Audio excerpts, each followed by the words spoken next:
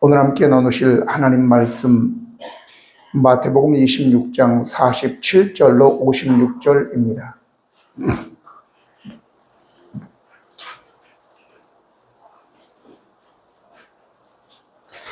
말씀하실 때에 12 중에 하나인 유다가 왔는데 대제사장들과 백성의 장로들에게서 파송된 큰 무리가 칼과 몽치를 가지고 그와 함께 하였더라. 예수를 파는 자가 그에게 돌을 쌓이되 내가 입맞추는 자가 그이니 그를 잡으라 하니라.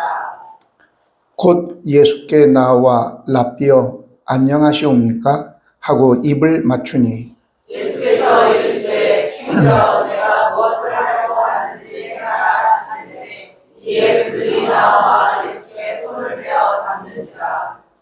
예수와 함께 있던 자 중에 하나가 손을 펴 칼을 빼어 대제사장의 종을 쳐 그 귀를 떨어뜨리니 이에 예수께서 이르시되 내 칼을 도로 칼집에 꽂으라. 칼을 가지는 자는 다 칼로 망하느니라. 너는 내가 내 아버지께 구하여 지금 12 군단 더 되는 천사를 보내시게 할 수 없는 줄로 아느냐. 내가 만일 그렇게 하면 이런 일이 있으리라 하는 성경이 어떻게 이루어지겠느냐 하시더라. 그때에 예수께서 무리에게 대답하시되 너희가 강도를 잡는 것 같이 칼과 몽치를 가지고 나를 잡으려 나왔느냐. 내가 날마다 성전에 앉아 가르쳤으되 너희가 나를 잡지 아니하였도다. 그러나 이렇게 된 것은 다 선지자들의 글을 이루려 함이라 하시더라. 이에 제자들이 다 예수를 버리고 도망하니라. 아멘. 사람이나 사물이나 그 이름이나 신분을 말하면 연상되는 이미지가 있죠.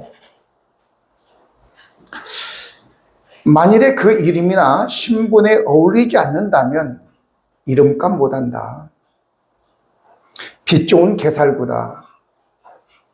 그리고 조금은 어렵지만은 호가 호위, 곧 여우가 호랑이의 위세를 빌려서 으스댄다 라는 의미로 남의 권세를 기대어서 위세를 부리는 사람에 대해서 이야기도 합니다.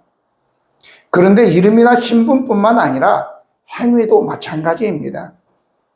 오늘 말씀의 제목이 친구의 입맞춤 이렇게 정했는데, 입맞춤이라고 하는 것은 애정을 표할 때 쓰죠. 근데 우리나라에서 생각하는 입맞춤만 생각하면 안 돼요.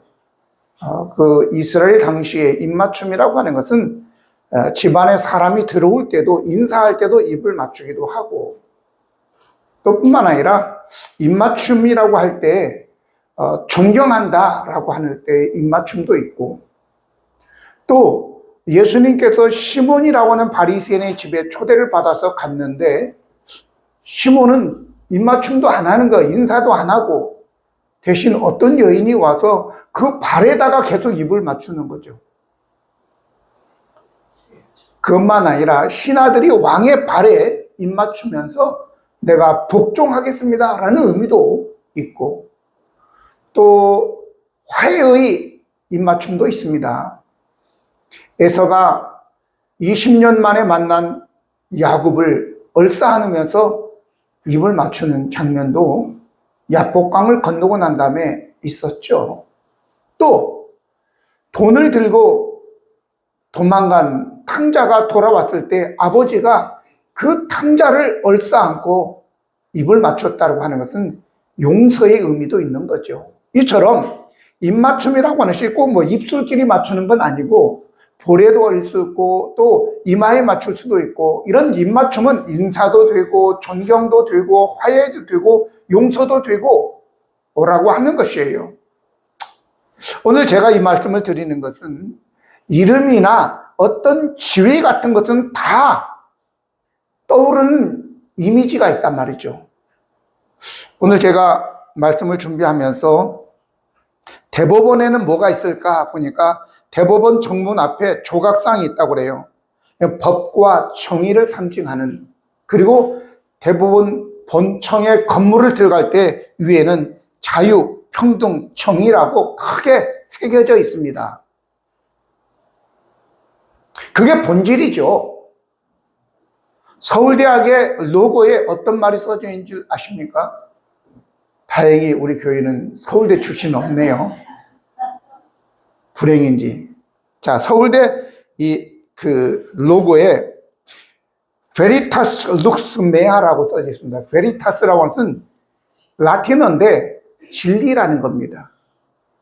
룩스는 빛입니다. 메아는 나의 그런 뜻입니다. 그러니까 빛은 진리는 나의 빛이다 이런 의미이죠.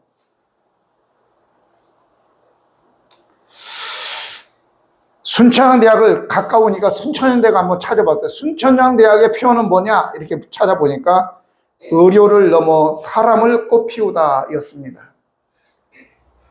우리 교회는 물론 사명선언문이 있지만 우리 교회는 이름 자체가 기쁨이 넘치는 교회니까 기쁨이 넘쳐야 되겠죠. 어떤 분들 와가지고 기쁨이 넘친다고 그러더니 기쁨이 안 넘치네? 그러면 안 되겠죠. 그러니까 억지로라도 기쁨이 넘쳐야 됩니다. 할렐루야. 기쁨이 넘쳐야죠. 그런데 이러한 입맞춤을 유다라고 하는 사람이 완전히 퇴색시켜버리고 바꿔버리는 거예요. 본래 입맞춤은 휠레마라고 하는 휠레마, 그 휠레오라고 하는 본래 아가페 뭐 이런 건 들어보셨잖아요.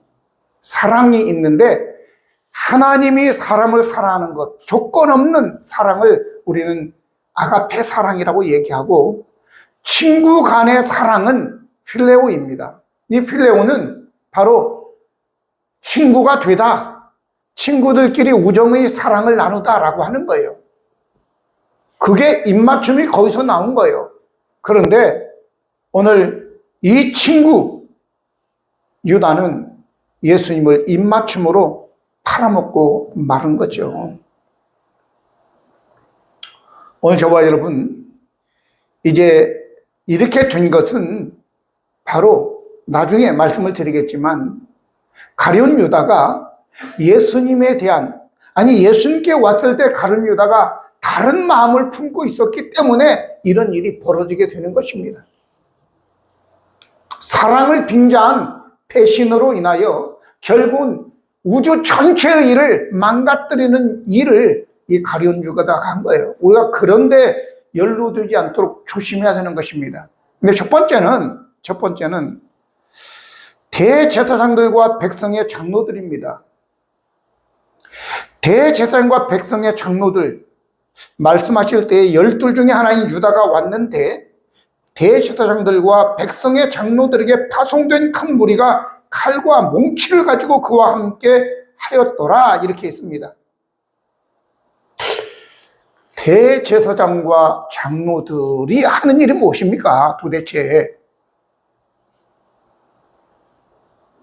제사장이라고 하는 것은 하나님 앞에서 백성들을 위하여 대신해서 짐을 지고 백성들을 보호하고 변호하는 일을 하는 거예요.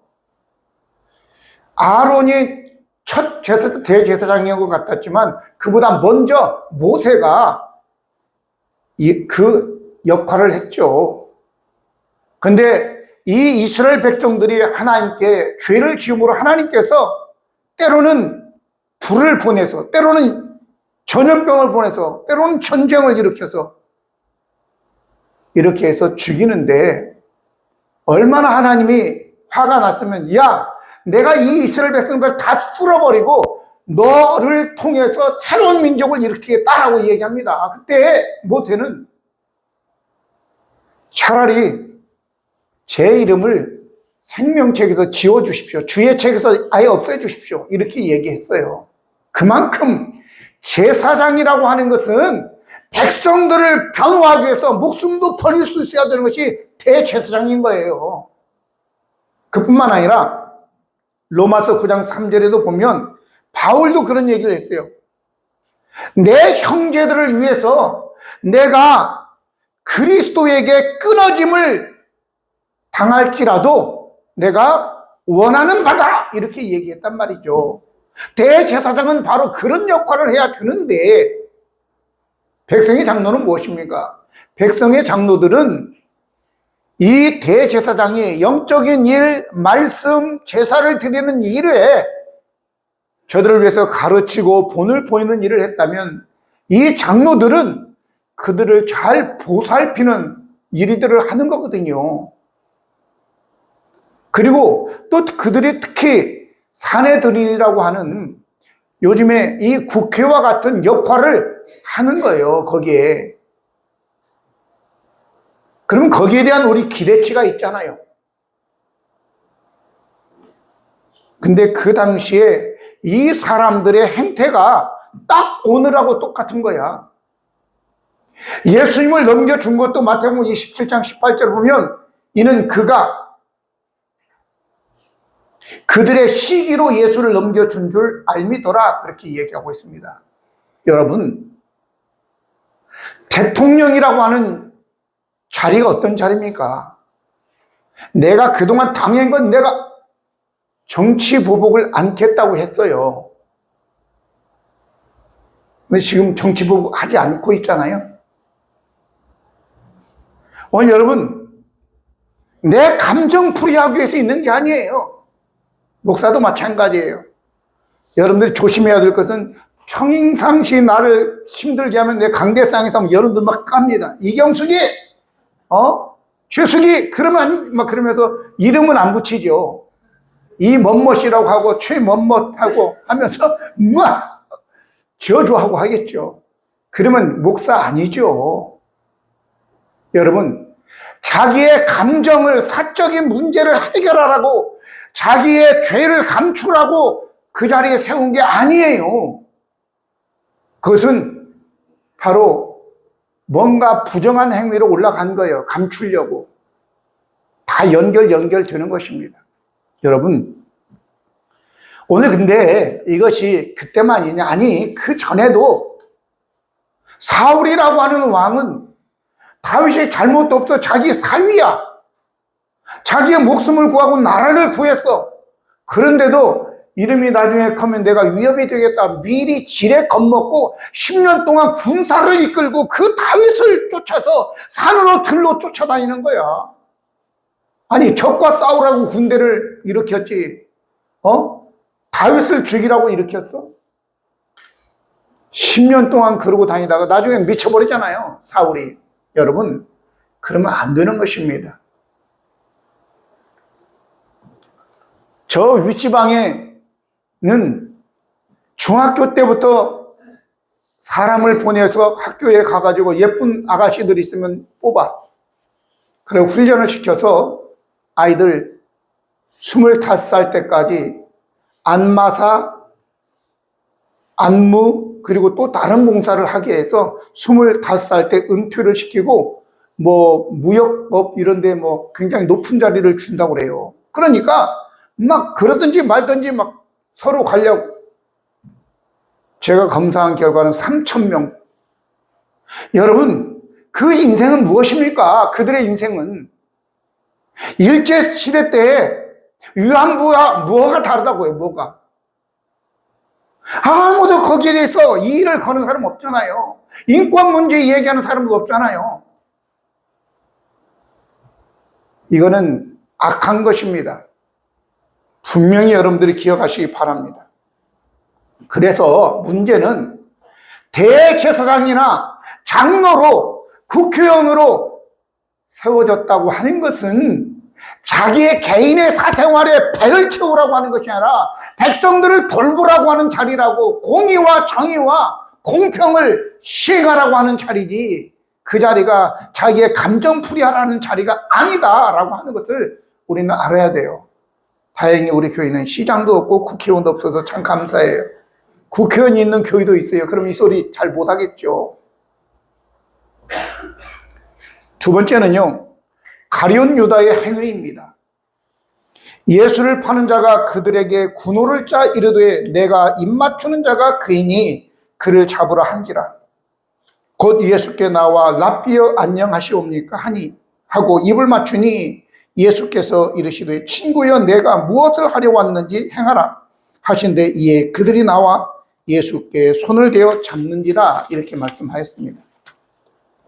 가룟 유다. 제가 말씀했죠. 가룟 유다는 귀한 입맞춤, 사랑하다, 친구가 되다라고 하는 그 입맞춤을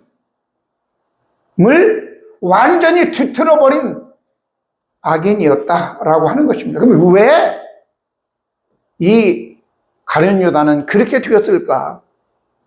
오늘 본문에도 랍비여라고 얘기하고 있지 않습니까?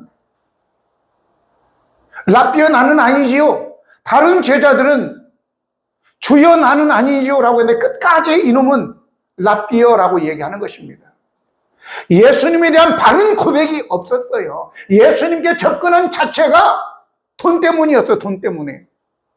이놈은 성경에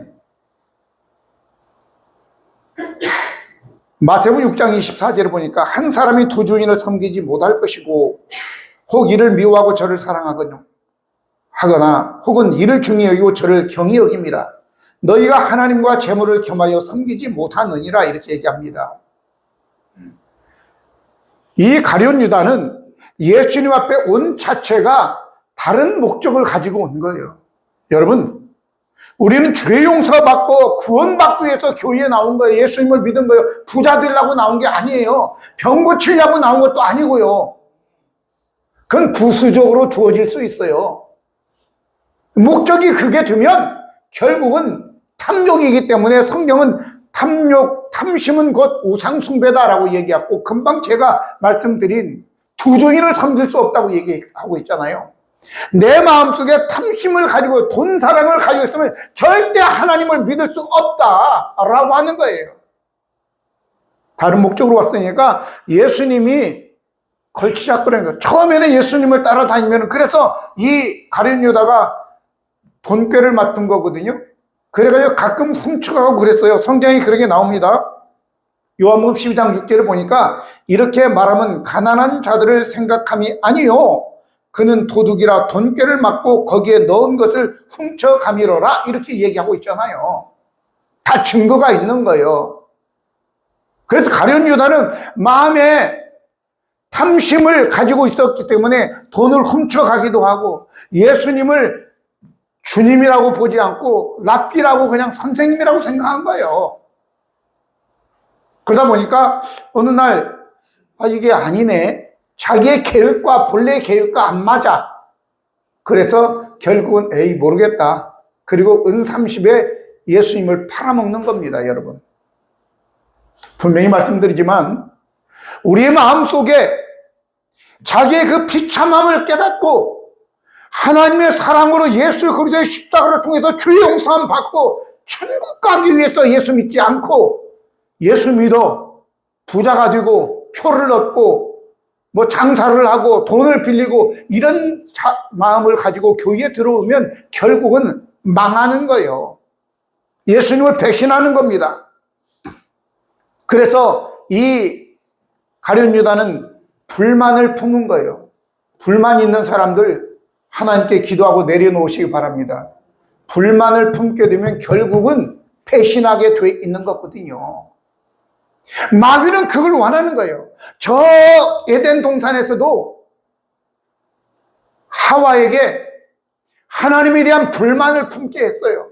야, 먹지 말라고 했어? 너 먹으면 하나님처럼 될까 봐서 하나님이 그것 때문에 먹지 말라고 한 거야. 먹어! 너 하나님같이 될 거야. 가만히 생각해 보니까 이게 불만이 생기는 거야. 시기가 생기는 거야. 그래서 결국은 따먹게 되는 거예요. 불만은 결국은 여러분들 우리의 삶을 망치는 것이다 라고 하는 것을 알고 하나님께 그 불만을 내어놓기를 바랍니다. 세 번째는 칼로 대제사장의 종의 귀를 벤 자입니다.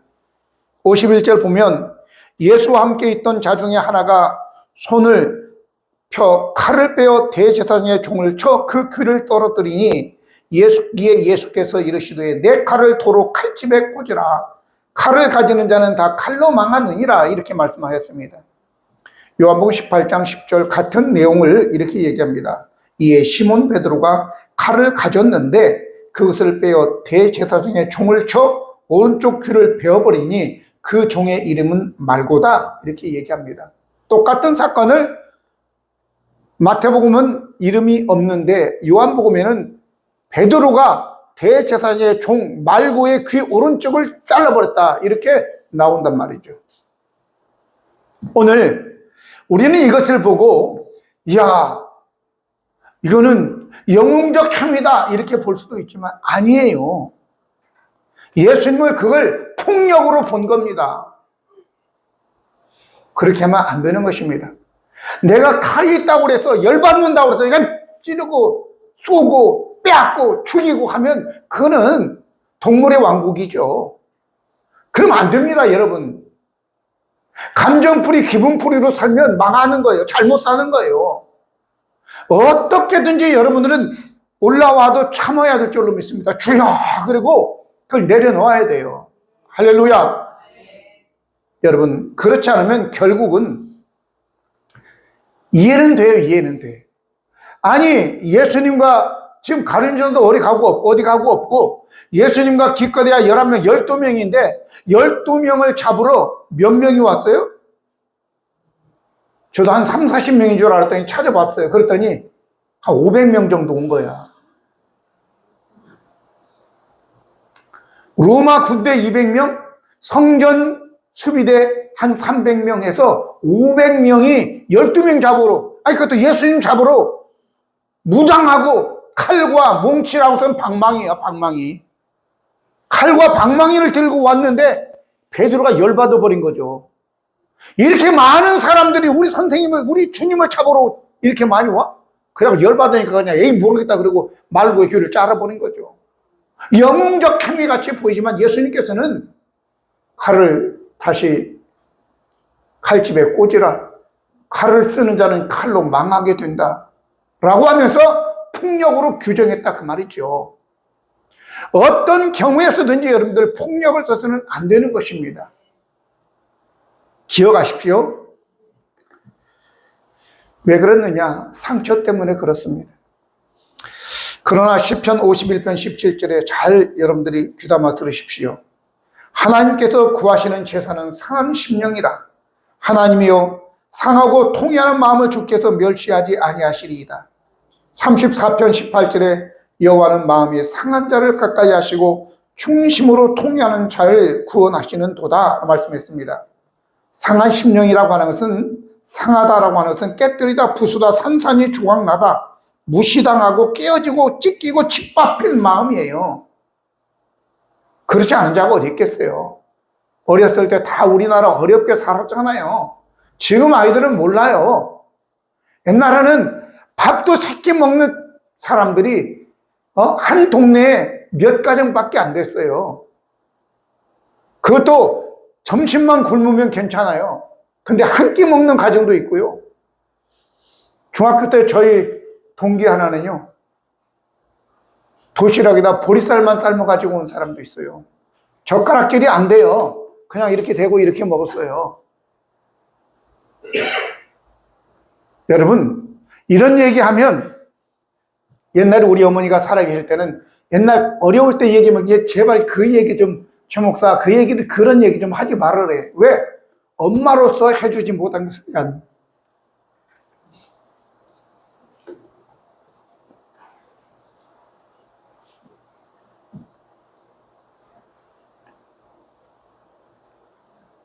근데 이게 사라지느냐? 그렇지 않아요. 지금도 저는, 그렇다고 우리 집이 우리는 새끼는 다 먹었어요. 그래도 벌거벗고 다니지도 않았어요. 중간은 살았어요.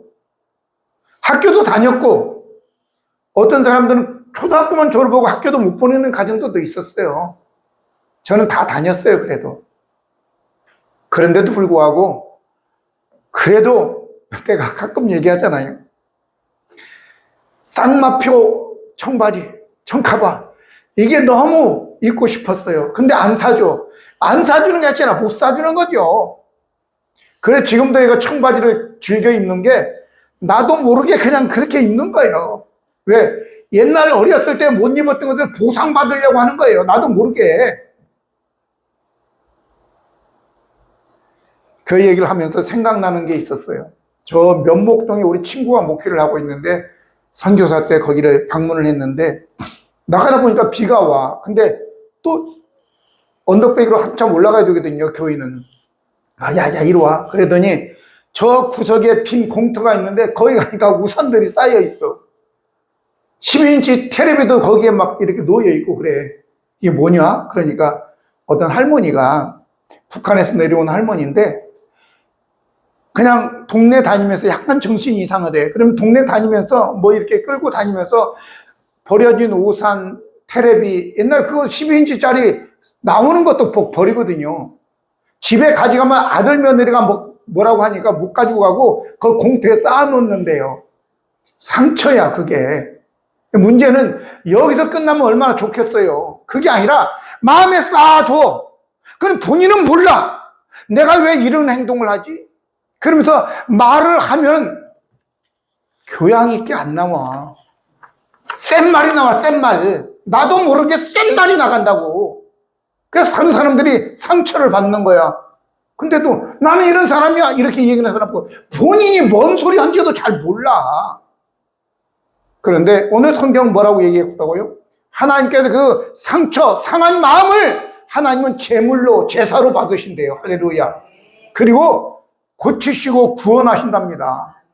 그러니까 아시고 내가 과거에 사람들에게 찢기고 무시당하고 눌렸다라고 하는 것은 분명히 내 주위에 많은 사람들이 그것으로 인해서 좀 힘들어하는 사람이 있을 거예요. 그거 어떻겠어요?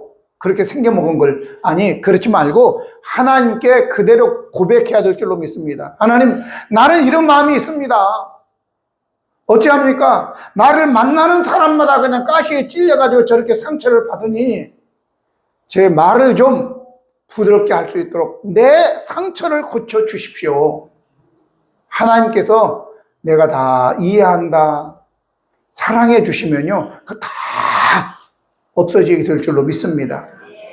가룟 유다도 바로 그런 인물이었다라고 하는 거예요. 마지막으로 그러면 예수 그리스도에 관한 이야기입니다. 너는 내가 내 아버지께 구하여 지금 12군단 되는 그 천사를 보내시게 할 수 없는 줄로 아느냐? 내가 만약 그렇게 하면 이런 일이 있으리라고 한 성경을 어떻게 이루어지게 하겠느냐 하시니라. 그때 예수께서 무리에게 말씀하시되 너희가 강도를 잡는 것 같이 칼과 몽치를 가지고 나를 잡으러 나왔느냐? 내가 날마다 성전에 앉아 가르쳤으되 너희가 나를 잡지 아니하였도다. 그러나 이렇게 된 것은 다 선지자들의 글을 이루려 함이니라 하시더라. 이렇게 말씀하였습니다. 마지막 우리 주님께서 하신 행동을 우리가 한번 볼 수 있으면 좋겠는데, 예수님은 500명이 자기를 칼과 몽치로 잡으러 왔어도 전혀 두려워하지 않았어요. 물러서지 않았어요. 이렇게 될 줄로 다 알고 그 가운데 말고의 귀가 떨어진 걸 또 주워가지고 후 불었겠어요? 털었겠어요? 어쨌든 간에 말고의 귀를 만져서 깨끗하게 고쳐주신 것입니다. 그리고 베드로를 향해서 엄중하게 칼을 꽂으라. 칼을 쓰는 자는 칼로 망한다. 이렇게 분명히 또 교훈도 하셨단 말이죠. 그리고 말씀하시되 야, 내가 하늘 아버지께 명해서 12군단 되는 천사를 내가 불러올 수 없겠느냐 이렇게 말씀하시는 거예요. 12군단? 이들은 500명 왔어요. 이 12명에 500명 엄청 많죠. 그런데 12군단은 군단, 우리는 군단이 사단, 군단 그렇거든요. 사령부. 그런데 군단은 우리나라는 2만 명, 3만 명 이렇게 돼요. 그런데 이때 당시에 로마 군단은 한 5천에서 6천 명이에요.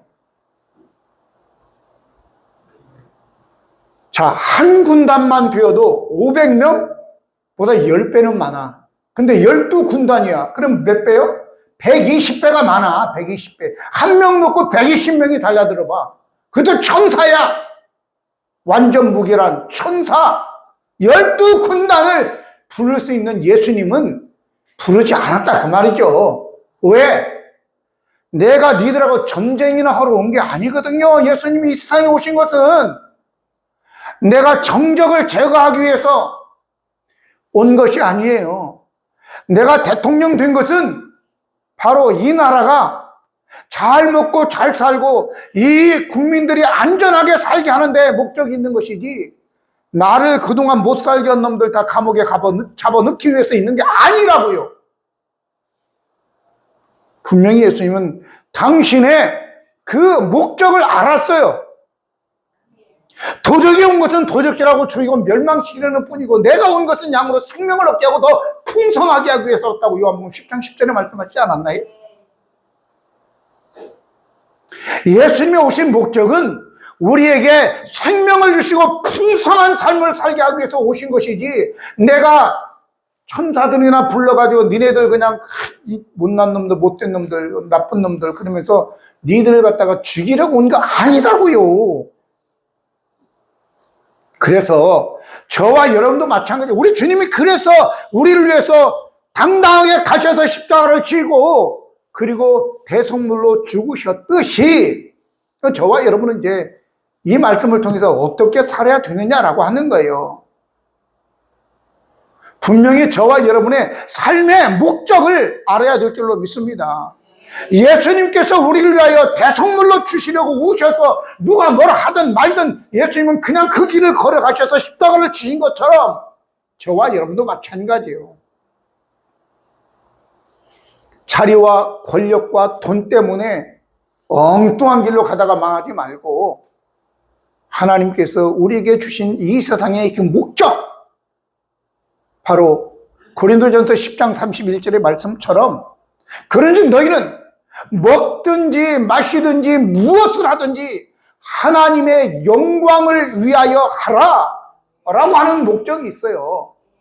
그래서 소요리문답 제1문 굉장히 중요한 것입니다.